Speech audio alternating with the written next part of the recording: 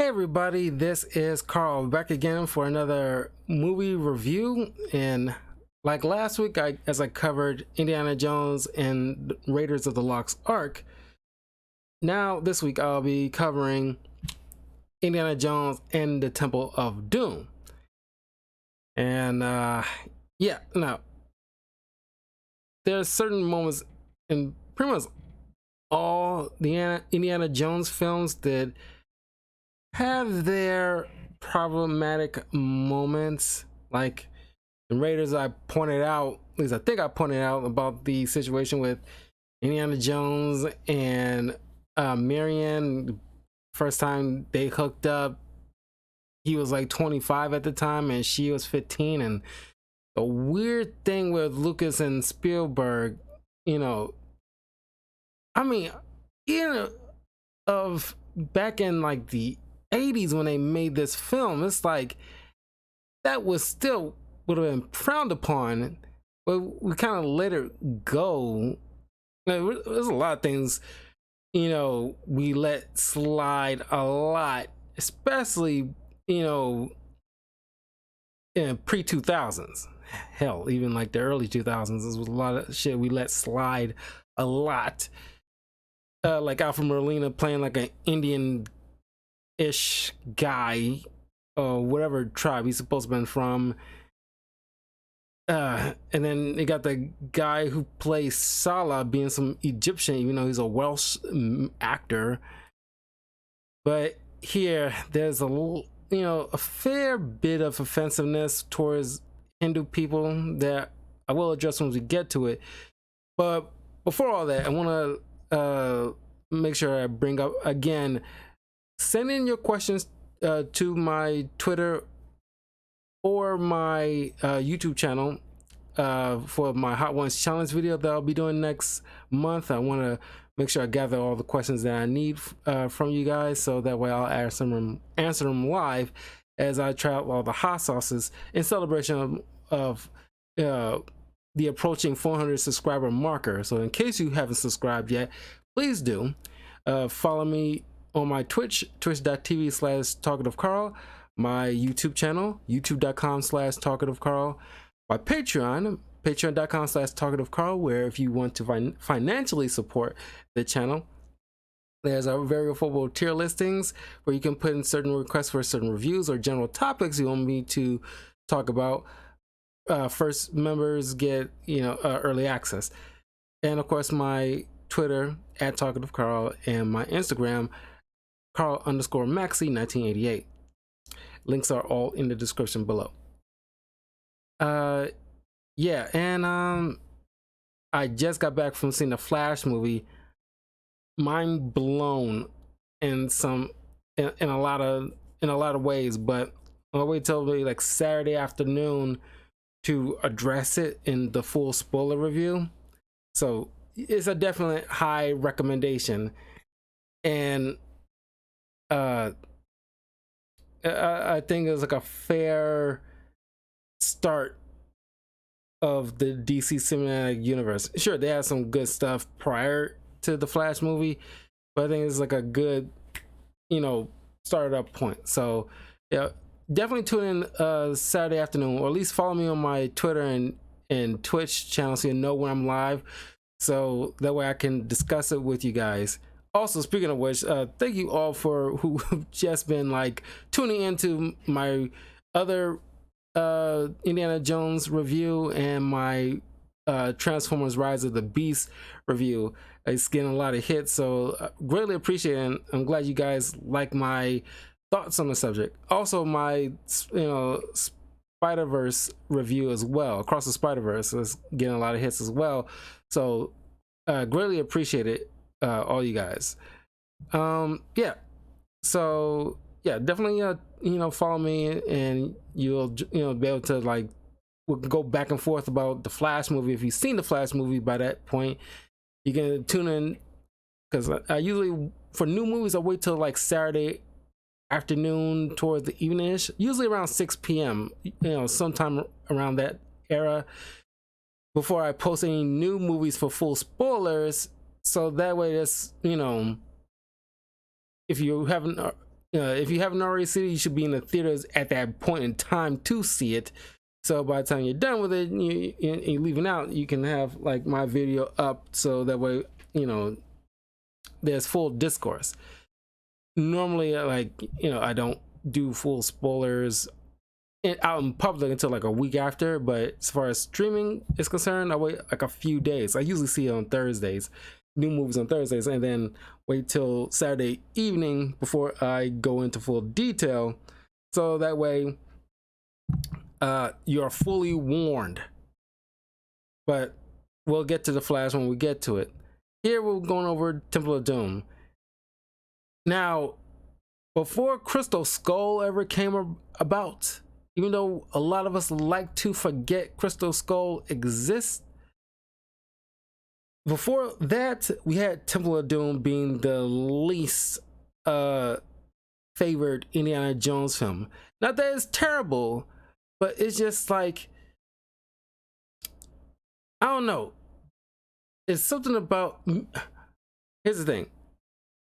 I think in this film, Indy kind of fell into this particular adventure because he didn't know anything was going on until he landed in this village, and then he had to like take it upon himself to try to right this wrong. The other two is he was already on the adventure looking for something else, and then Nazis came into play and started to take something and try to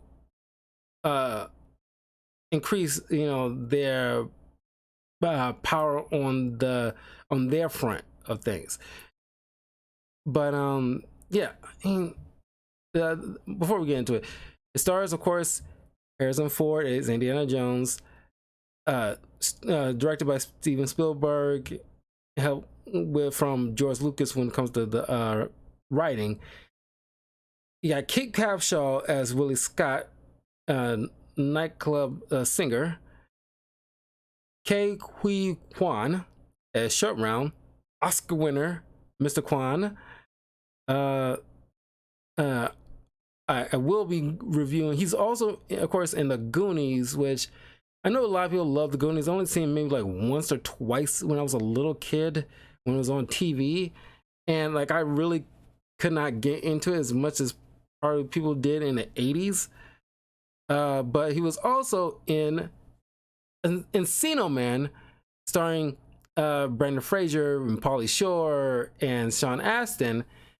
And we want to rewatch that again, and I want to, as soon as I'm done with all my X-Men movie reviews and I get back to standard movie reviews, I want to, I think one of the first few movies I want to get the started on will be Encino Man, because after Brendan Fraser and Ke Huy Quan won their Oscars fairly recently, and there's a whole joke around that time about, I think it was who's that late night host, not Jimmy Fallon, shoot, you know what I'm talking about, crap, like I know his freaking name is on the tip of my tongue, but he was hosting the Oscars and he made a joke about two out of the four actors or something like that didn't get a, oh no, I know Sean Astin should have gotten an Oscar in something done, wouldn't he? I don't know, but they made a joke at Pauly Shore's expense because he still acts, just not in something as big. I think the biggest notable thing people remember him being in recently would have been that kind of crappy Pinocchio animated film that certainly wasn't good, but it's just like Pauly Shore is a great actor in his own right. It just, I don't know, maybe just like hadn't like broaden, because it's only in a handful of years when he's in these little indie projects, or at least short, like little projects, that he is stretching his acting muscles, showing that he can have range. But until like with everywhere all at once movie for that help Ke Huy Quan, show his stuff. Something like that has to fall on Pauly Shore's lap, so that way everybody can be like, "Oh my God, Pauly Shore was amazing in this blah blah blah," and and then he'll blow up too. And I think that's what he really needs, because he is a great actor, and I really want to do Encino Man later on this year, mostly because I haven't watched it in a long time. I think I was in my teens when the last time I saw it, so it'd be fun to revisit that again. And of course, Brendan Fraser is always a treat. Because there's only like a few Brendan Fraser, like the only Brendan Fraser films that I review for the channel, which you can check up on the channel as well, Bedazzled and both Mummy movies. I haven't done the third one yet because it really isn't good, but maybe plenty of you recommend me checking it out and reviewing that for the channel. I'll consider it. But yeah, he's in this as Short Round. Amrish Puri as Mola Ram, a thuggy priest. Roshan Seth as Chaterley, the Prime Minister of the Maharaja.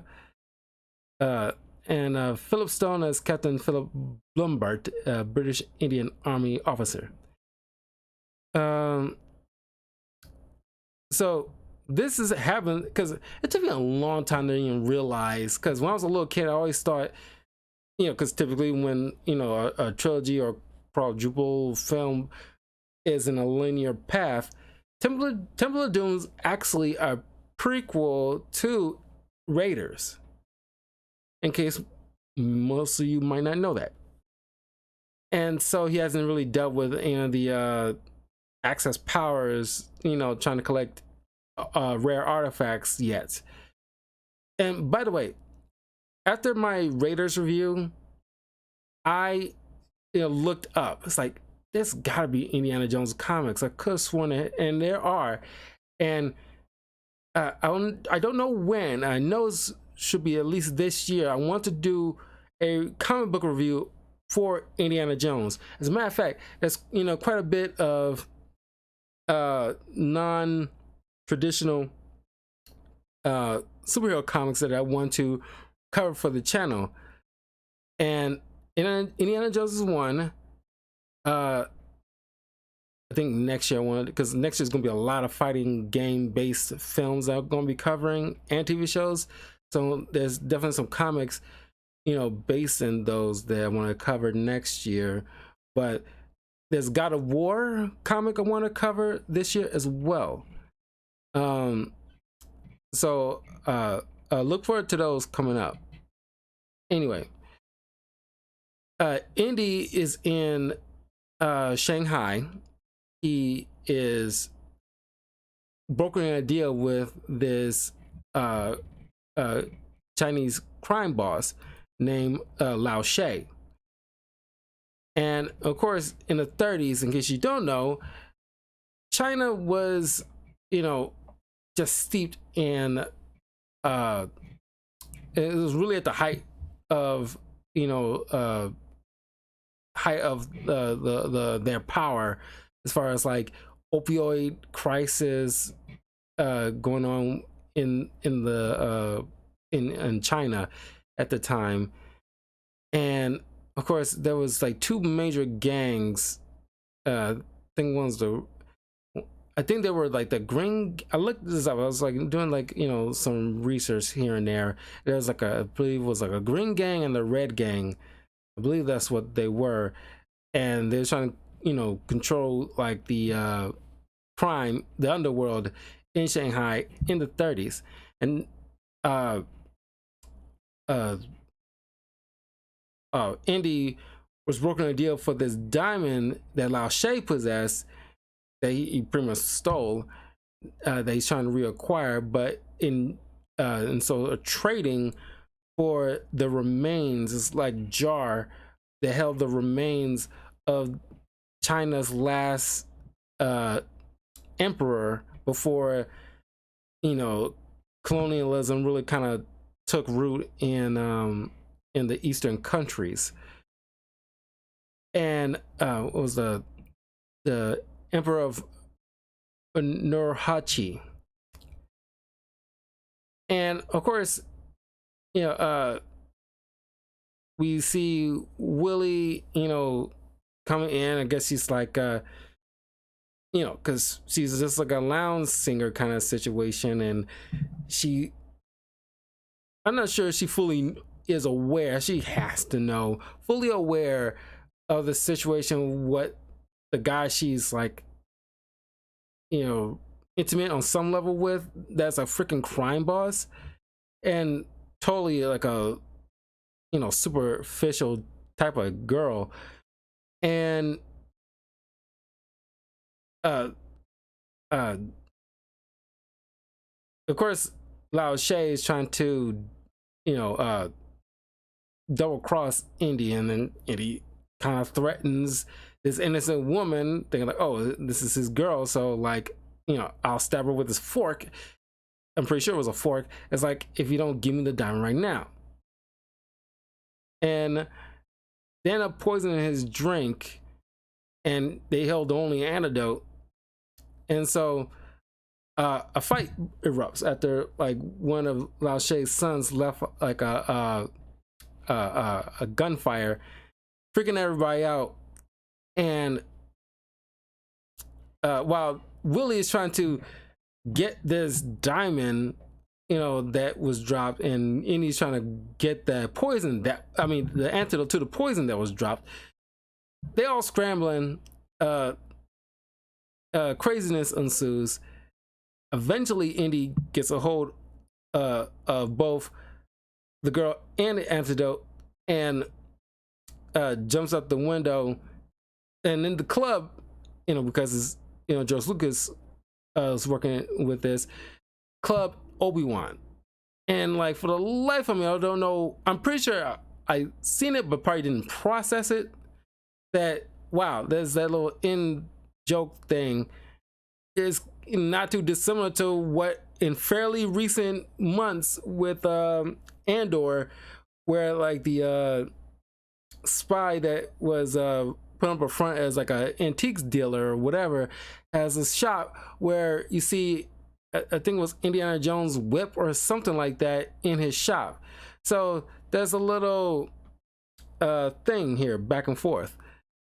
But you know, then we see Short Round, and, you know, okie dokie, Dr. Jones, hold on to your potatoes. Like, what does that even mean? And of course, he takes the antidote, and then they get into this car chase trying to outrun Lao She's gangsters. And they managed to make it to the airport, where you get some weird cameo of Dan Aykroyd at the time, but along the way, you know, this girl, like, you know, Indy, I don't know why he handed her this gun, but she ended up like tossing out the window because like, I chipped a nail. And let me, because I know we're gonna go off on a tangent, we better like put it here. When I was younger, I keep confusing this woman with Karen Allen, but you know, a friend of mine kind of corrected me on that years ago, because I cannot stand Willie in this film, as she's not the most hated person in a film. That still ranks very high to me. There's two people that's supposed to be protagonists that is played like they're protagonists, but in actuality, personally to me, and I think a lot of people probably feel the same way, isn't very good people that we should not be celebrating or cheering for or be happy for in any kind of way, is Rose from Titanic, who has proven by Mythbusters and other people that she technically killed Leo DiCaprio's character, because he acted like, oh, there's no room on the big floating door, but you know, there was, and they couldn't even took turns and let that poor man drown, even though she kind of like, yeah, Billy Zane was kind of like an ass, but you're a young woman who living in like the 40s or whatever time when the Titanic sank, and like you felt like you got no say, but this guy providing you with everything you need, and this is like a fleeting uh spur in the moment thing that you could just you're gonna probably have no real relationship with, and you could have just got your rocks off and then marry this guy. The same way how I felt about The Notebook. It was just like terrible film and terrible example of romance, but she's not very good person. And then the second one being what's her name from Forrest Gump, the female lead that Forrest had like a thing for, and she keep curving this poor man throughout his life, only to leaving with a kid after she attracted AIDS from all of her little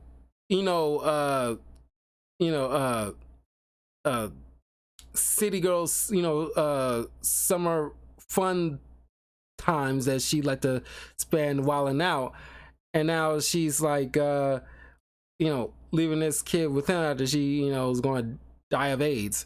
So two of the most unlikable characters in the film that I can think of. Willie, I don't hate her, she's just super annoying, and like they that's not falling, that's not sinking, we're falling. And the screams between her and Vicky Vale in Batman 89, these two women, their primary dialogue that they get out is just filled with just screams. And I don't know which one is worse. I think Vicky Vale might edge her out slightly more, but man, it's like they don't tone down the screaming. And yes, I get it. She's just like a club singer. She's not, she's never been in a situation like this where she's getting shot at and going through this jungle, going through all this like all this insects and and like later sacrificial stuff, and like sure anybody would have probably freaked out, but after the whole plane ride and knowing about the village and their missing children, I think she'd be more like, okay, or at the very least, because this raises the issues I have with the film, is mostly 20% her, where she had, at least a few opportunities to get out of this situation.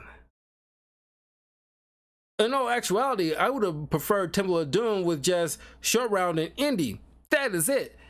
And as far as like partnership on this adventure, you just need like a lady female interest in these type of films, because Indiana Jones, based on pulp films that Spielberg and Lucas grew up on, which were even more racist than stuff that even this even supposedly allude to.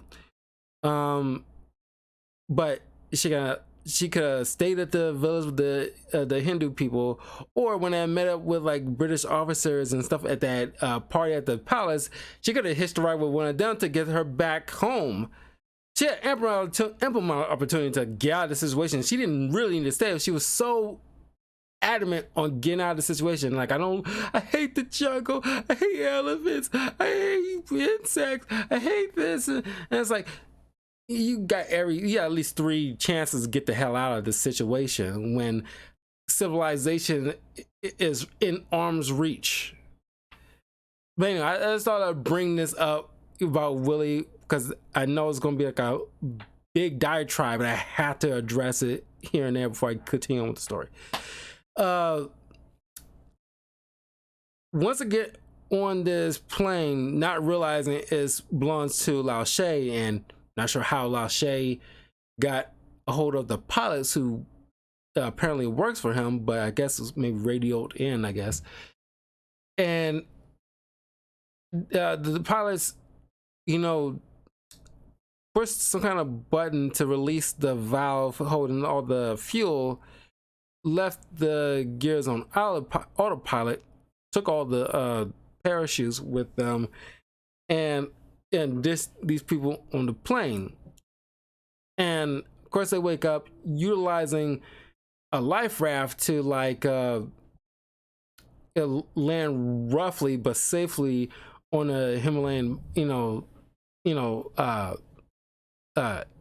mountainside that careens into a Hindu village. Now, of course, that's highly impractical and obviously would not work, but it's less dumb than what happened in Crystal Skull when he's hiding in like a, seemingly lead line refrigerator built in the 50s to save himself from kind of like a nuclear bomb, which obviously would not work either. But the village elder sees this as like a sign from above that Indy is there to help them, because not only these precious stones called the Shankara stones, who's supposedly been given to the people to ward off evil, was stolen by the thuggies that is seemingly supposed to be hiding somewhere in this palace nearby, and also took all their children. Now, I'm not sure they took the babies, obviously, but they took, children who's able to walk, to be pretty much slaves to mine for these stones. For the rest of the stones, I guess it's like one stone they had in their possession, and there's others that were supposed to be mined. So the trio goes off to the palace where they get cleaned up and they meet the Maharaja, and here's the part where it gets really problematic, so brace yourself. They're having like this Indian dinner with all these rich fancy assholes, and it is like it was always like a thing. I remember a lot of times, it's not even just with the Indian culture, it's like almost any other culture that isn't American, where they gotta display like this, other countries' typical food that's not, not American or from England. Food that's, like, oh, Indian people like, oh, we have monkey's brain. It's like, I think I had like Indian food at least a couple of times in my life, and they're pretty good food. And the movies like to, back in the day, like to portray like these other countries' food as being like so weird and outlandish, like, a slug spleen, oh, it's a rare delicacy in Australia. It's like, shut up. No, it's not.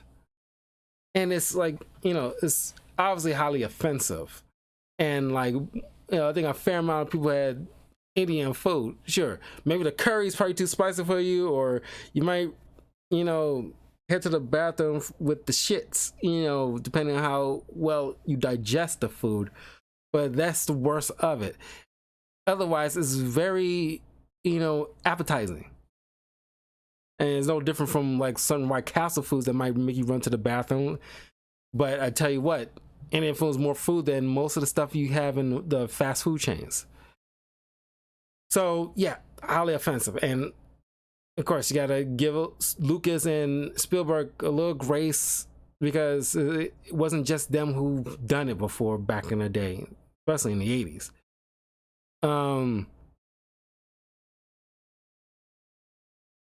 And we learned something about thuggies. Now, in case you are not privy, because you already know the word about thug, But the origin of thug comes from the word thuggy, which originated from Hindu culture, where they're basically, like, we know thugs to be, essentially criminals, but like also that goes more so than just stealing. It's like, just murder and uh uh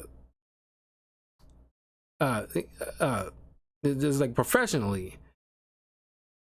Uh and of course the British army officer at the table brings up about how, like, they kind of eradicated, those people to make it, India to be, a very safe place. Obviously safe for the British white people, but yeah. So yeah, thuggies were some kind of like secret sect thing, kind of like kind of think of like, the assassins from Assassin's Creed game. In a way, there was like secret sect of people that was kind of nearly like, I want to say completely thoroughly, but they're mostly were like wiped out. Whoever, the British people at that time found and took out, either locked up or just plain old executed on the spot. So yeah, a little bit of history for you guys. Yeah. So that's where we got the word thug. It's from Hindu culture, or at least, yeah, Hindu culture. I was about to say like the British people kind of like made that universal. Well, I think they kind of did. So yeah, that's where we get the origin of thug. So then you get this kind of like a annoying thing with, Indy and Willie. Oh, by the way, the actress who plays Willie is, later on becomes George Lucas. I mean, not George Lucas, Spielberg's wife. And I keep remembering about the Family Guy joke where Stewie is like playing like Short Round and Peter Griffin is like Indiana, and it's like, Stewie makes some kind of, comment about like lady only here because she's banging director. Is really funny. I can't help but not think that every time I see this woman. And no shade to her, but it's just like, she and Harrison Ford did not make that supposed romantic vibes real at all. Matter of fact, Karen Allen has a way better chemistry with Harrison Ford, playing their respective roles in all the films that they were in. But yeah, I did not feel any type of thing like these two. They bicker more so than they actually show any type of levels of warming up to each other. And also, by the way, most people did probably not know this, but Ke Huy Quan, who plays Short Round, he got the role only after his brother auditioned first, but obviously didn't get the part. But Spielberg, like the other Quan boy, who based off of like this like that card, like what was it, like card game, him and Indy was playing in the campfire scene, and they was pretty much like what's that acting word, the term for like doing a yes and crap, I'm blanking on it. What's that word? Hold on. Improvisation. They was doing like an improvisation, and Ke Huy was doing wonders with Harrison Ford in those improvisation moments. But yeah, Willie wasn't a good, it's not the worst love interest in the film, but she is like below average in my opinion. Like I said, I really wish she wasn't a part of this. I don't think this movie really needed a love interest, but typical in like certain 80s 90s action films, you gotta have some kind of female co-star that more often than not has to hook up, whether it makes sense or not. It just has to be a thing where the action star happens to just hook up with the whoever female counterpart is in the co-starring role. I think like the first time that kind of blew my mind, where that kind of avoided, like not play to that trope for the first time that I remember happening, because it happens rarely, but it does happen. But the first time they actually don't play catered to that trope would be in that first Blade film, where the female lead does not have any romantic interest with Blade and vice versa. They're essentially co-workers and friends that's dealing with a particular task. And that, I was like, oh wow, that is kind of refreshing that these two just don't end up together. They're just work buddies by and large, at the very least, I should say. So yeah, there's always got to be some kind of thing, whether it makes sense or not. So they go bickering back and forth, because after she couldn't eat anything at the table, like an eyeball soup or bull crap that was super racist. No, like I said, no shade on the director. Don't come at Spielberg's head. Was just like, yeah, that was a gross oversight. I'm not, I don't want to cancel Spielberg or anything like that. I'm just saying, like, that was just a gross oversight. And since then, there's been like, obviously better quality and not constant racist moments in his films. She eventually gets like a platter full of fruit from Indiana, who yeah, like Willie seems more like a there for a fun time, not a long time type of girl, if you know what I mean. But clearly she's treating like, oh, like, you can't handle a girl like me, Indy, and blah blah blah. And it's like, you'll be here in 5 minutes. And it's like, what makes y'all even think y'all was even appealing to each other? Y'all just, yeah, sure, y'all two good looking people, but it's like, even two good looking people don't necessarily mean they have to bang automatically.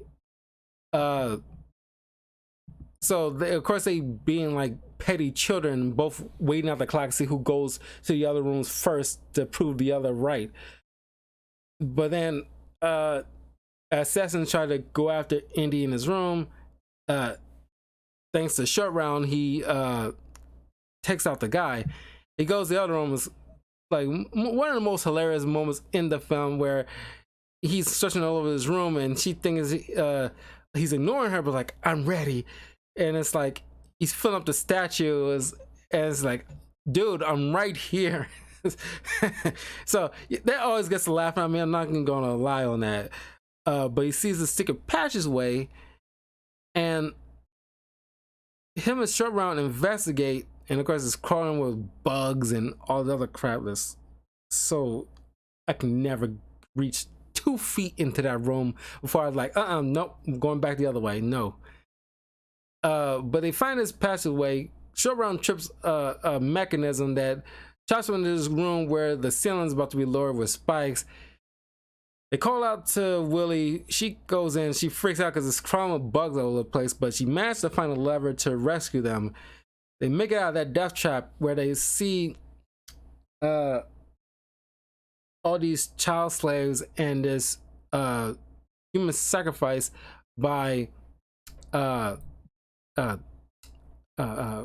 the bad guy's name? Mola Ram. And he's performing the Kali Ma and ripping out guys' hearts like he's, Mortal Kombat here. And they get busted.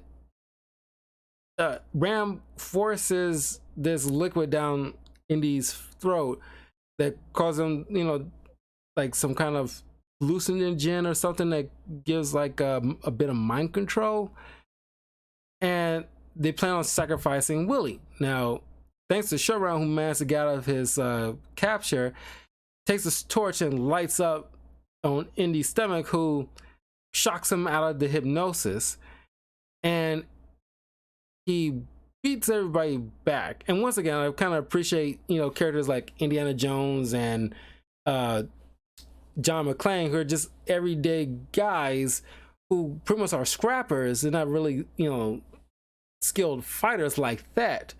But it's like, yeah, they, you know, shows they're human. They're not like Stallone or Schwarzenegger where they got just muscle and they just get like AKs and just go endless ammo and start shooting everybody. I'm like, it's like, it's none of that, you know, crazy stuff that you normally see in those 80s films and 90s films. But he managed to hold his own, and Indiana Jones is pretty much, by and large, are like the American version. It's like the American answer towards James Bond, pretty much. And so they managed to save Willie and help rescue the children and make their escape. And of course, the Maharaja is also under the influence. And of course, you gotta have, like, I guess Short Run gotta have some kind of action moment here, and he fights the Maharaja, who's like a voodoo doll of Indy, to try to incapacitate him. But thanks to Short knocks some sense into Maharaja and wakes him up. And you also get this minecart scene where they're escaping the facility, and once they eventually make it out,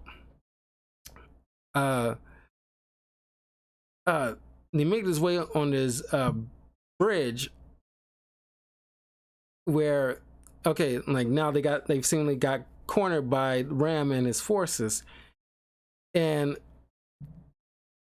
Indy decides, okay, well, it's just kind of like flying by the seat of his pants kind of stuff, where he just takes a sword and chops the rope, with having like instructing Short Round and Willie to hold on, just to cause most of the forces to drop to the waters below where crocodiles are. And as most of them are trying to climb up,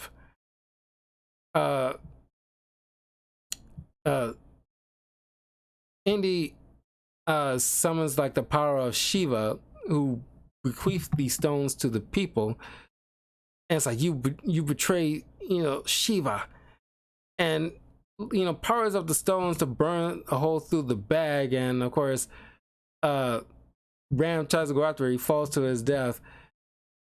And I can't help but think about Family Guy again, making fun of this moment where I think it was Eisner who was supposed to be like, you know, the butt of the joke of the skit, where it's like he tried to do the Kali Ma on Peter, and Peter is like, you betrayed the shareholders, and knocks into the waters below. So yeah, I can't help but not think that. It was really funny. But then, and this is where I kind of give thanks to the Dahlia's Warrior TV show. If you haven't watched my Dahlia's Warrior gameplay or my watch along, one of my earliest videos that I've done of Dahlia's Warrior TV show, check that out. But you see like other British Army officers, the British Indian Army, I should say, show up to help save the day and stop like the rest of the Ram's men. But a few of those look like Gurkhas to me, and it's like, now that I know what a Gurkha is supposed to look like, yeah, I was like, oh snap, the Gurkhas. So it's like, you know, now it's like all come, you know, to mind. Like I know what to call them. Of course, it's British Indian Army, but like, you know, some of the attires reminds me of the Gurkhas. So they rescued all the children. They come running back to their home village. You know, all the adults are happy to see their children again, and Indy returned the stone to the people. Him and Willie make out, and yeah, and that's the end of the film. Like I said, you know, is, you know, it's not a bad film. It's fun still, but just like, I think it's, you know, still better than Crystal Skull by far. But I think I think it's still deserving of being like the best of the trilogy of Indiana. The first three films of Indiana Jones, still part of that.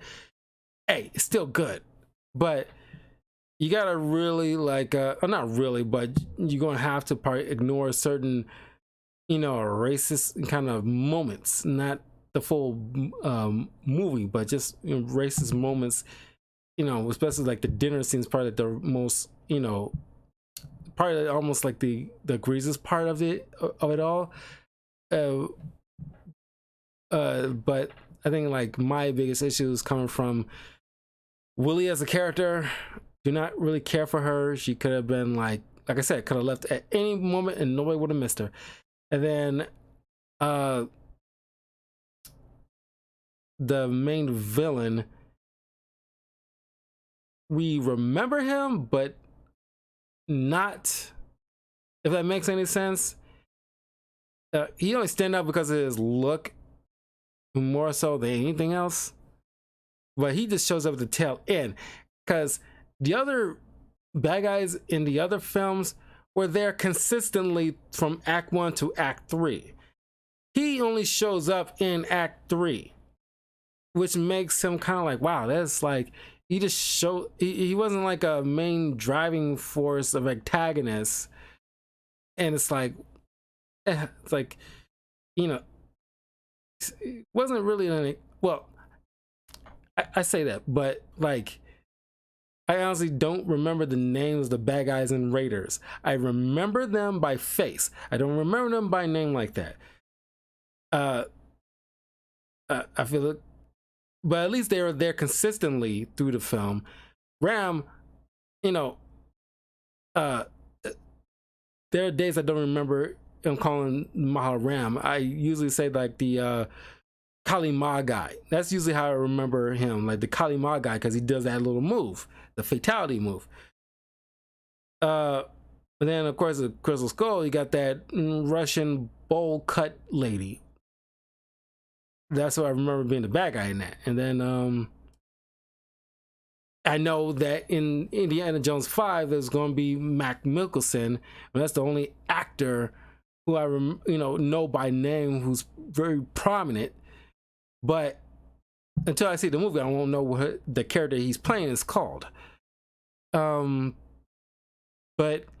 yeah, it's just, yeah, I mean, that's the bulk of it. But you know, my issues with it. But I just kind of wish like it didn't just happen upon a problem that he had to solve. I kind of wish it was like a consistent thing he was involved in from day one, like in Raiders. Like the army, you know, the army intelligence officers come to him right away about what is going on over in Germany and what Hitler is after, and he had to step in, and he was, you know, go along this ride from day one. Same thing with like Last Crusade and Crystal Skull. Temple of Doom, he just like, it fell on his lap, and now he had to handle it. But yeah, I mean, it's still a good movie. It's just, you know, it's number 3 on the list of good Indiana Jones films. Like I said, is until I see the 5th one, because I'm gonna wait until the 5th one before I rank the Indiana Jones films.